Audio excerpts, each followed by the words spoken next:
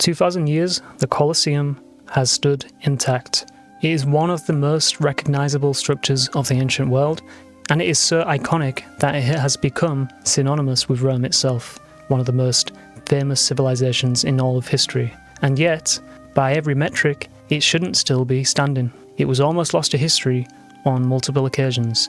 So the empire that built it collapsed, the city around it was sacked multiple times, it was abandoned, half forgotten. The building was shattered by earthquakes, stripped for its stone, and actually came within a single signature of almost being torn down. So it should have vanished the way so many buildings from the ancient world vanished, and it came very close more than once. This is the story of how it didn't. This is how the Colosseum survived 2,000 years. Hello, my name is Mike, the real Mike, not this guy. It's good to actually finally speak to you face to face. I asked you guys if you wanted me to try some face-to-face content like this recently, and the result overwhelmingly was yes. Without further ado, let's just carry on, shall we? Our story begins, as so much with Rome does, with a fire and a tyrant. So in 64 AD, a great fire tore through Rome, and in its aftermath, Nero seized a vast stretch of the burned city centre for himself. He built a private pleasure palace, and in front of it, he dug an artificial lake for his own enjoyment, in the middle of the city, on land that had been the people's. When Nero fell, the Flavian emperors took power, and they made a calculated decision about that lake. They drained it, and on the empty ground where Nero's private water had been, they built the largest public entertainment building in the ancient world, and they gave it straight to the people.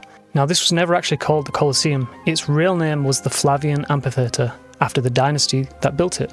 The name we all use came 1,000 years later, and it wasn't from the size of the building at all. It actually came from a colossal bronze statue that once stood beside it, which was about 100 feet tall apparently. This was the Colossus of Nero. The statue is gone, nobody knows what happened to it, but the name drifted onto the building next door and stuck. So one of the most famous buildings in history is named after a statue that no longer exists. And there is a dark irony about this building that was considered a gift to the Roman people. Much of the labour likely came from Jewish prisoners, maybe in the tens of thousands, that were captured when Rome sacked Jerusalem in 70 AD.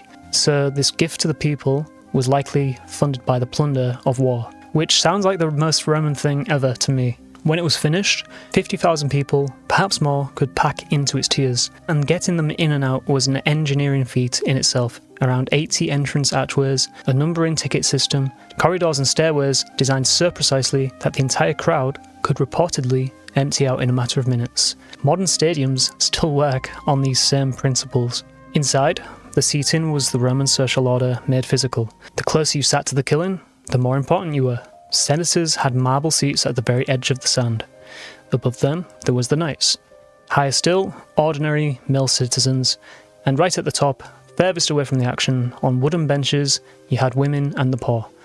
So you could read a person's entire status in Rome from where they were allowed to sit in this place. Beneath the arena floor lay the hidden engine of the whole operation, the hypogeum. I don't know if I'm saying that properly, by the way, which was a 2-level labyrinth of tunnels, cages and lifts where animals and fighters were raised into the arena through trapdoors, appearing as if from nowhere. The magic worked because the machinery was invisible. The opening was staggering. 100 days of games to inaugurate the building, with thousands of animals killed. It was excess on a scale meant to announce that Rome and the Flavians could do anything. But there is one thing about this arena that is mostly myth. There is an image that we have inherited of every gladiator fighting to the death, thumbs down, a corpse dragged out every few minutes. That's largely an invention of Hollywood. Gladiators were expensive, so they were trained, housed, fed, and matched like prized athletes. And a good one represented a serious investment, so killing them made no sense at all. It was a bad business decision. In reality, only around 1 in 10 bouts ended in a death, which to be fair is still quite dangerous odds. I would not want to take those odds. But the point is, the spectacle was real, but the relentless slaughter of the fighters is very much exaggerated. So at its height, this was basically the most advanced entertainment machine on Earth. Then the empire that built it began to die. So the Roman Empire did not fall in a day.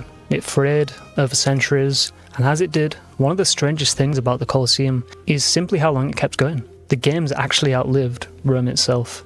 So the traditional date for the fall of the Western Empire is about 476 AD. The Colosseum was still hosting spectacles well into the following century. Animal hunts have been recorded as late as the 520s, which is generations after the emperors of the West were gone. And as the city slid into decline, something quietly remarkable happened in the ruins. The last aristocrats of Rome kept repairing it. When earthquakes struck and damaged it, wealthy men paid to patch it up and carved their names into the stone to record that they had done so. And even as the Western Empire completely fell into the Dark Ages, someone kept insisting this building should stand. But then Rome itself collapsed in earnest. The population that had once topped 1 million drained away to a few tens of thousands, and the Colosseum stopped being a monument and became, basically, real estate. People moved in. By the early medieval period, a small chapel had been built inside it. The arena floor became a cemetery. The vaulted spaces beneath the seating were turned into homes and workshops. People were born, worked, and died in the arches where gladiators had once waited to fight. And then it became something harder. Around the year 1200, the Frangipani, oh my god, I don't know if I'm saying that properly. The Frangipani, that's a weird name. Well, whoever they were, they seized the building and fortified it, turning it basically into a private castle, which they held for over 200 years. Quite a prestigious fortress to lay claim to. Obviously by this period it had become completely unrecognisable and had long since moved on from its original purpose. In 1349, the ground itself turned against it. A massive earthquake struck central Italy, one of the most destructive the peninsula had ever recorded, and the Colosseum, already weakened by more than 1,000 years of wear, could not withstand it. The entire outer wall along the southern side sheared away and crashed into the ground. That collapse is the single most important thing that ever happened to the building's appearance, and almost every visitor misunderstands it. On one side, the famous multi-tiered facade, and on the other, a lower, rougher wall. People assume the tall side is the outside, and the rough side is the damage. It's actually the reverse. So the Great Soaring Wall everyone photographs is actually part of the inner structure. The true outer skin fell in 1349. Half the building's outer shell is just simply gone. The Colosseum we know right now is a cross-section.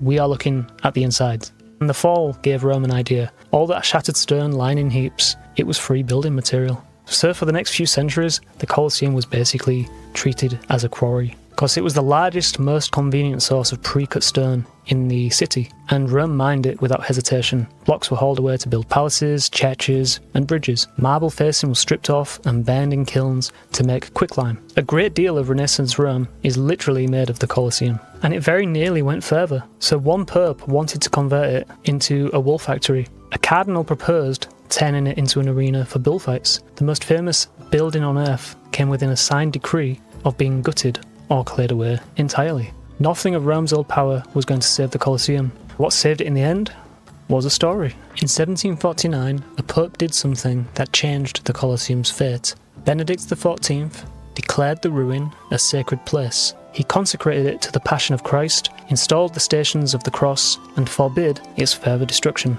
on the grounds that early Christians had been martyred there, and their blood had sanctified the stones. At that point, the quarrying stopped, and the building was, almost overnight, untouchable. There was just one problem with this story though.